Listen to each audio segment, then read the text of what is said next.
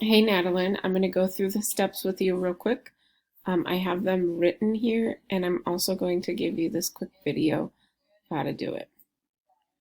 The first thing you want to do is you want to go to iLit, and you can get there by clicking this link, or you also have it bookmarked in your your bookmark bar. All right, we are at Bloomington Public Schools. You're going to put in your username and your password. You should already have this in there, and you're going to log in. All right, the next thing you're going to do is you're going to go down here to assignments. Okay, right in the bottom row here, click on the assignments. All right, so this is in monitor progress. You're going to click on monitor progress, and it's grade level D, beginning of the year. Click on that. Okay, so we're going to start with vocabulary.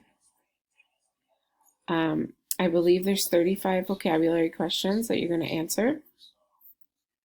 And when you're done with vocabulary, you're going to go to sentence comprehension.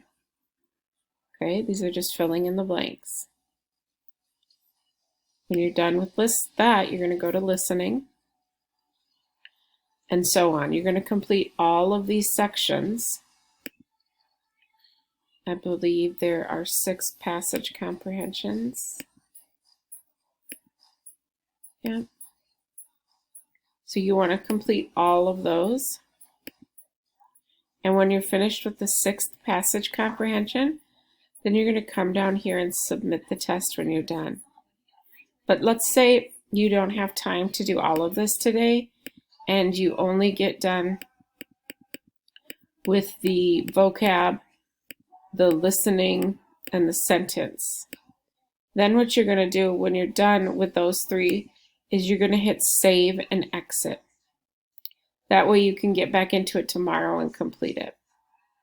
Okay? So once you're finished with all of these, you submit your test. If you have to stop in between, hit save and exit. When you're done with that, let me know. You can email me, and then I will update the gradebook.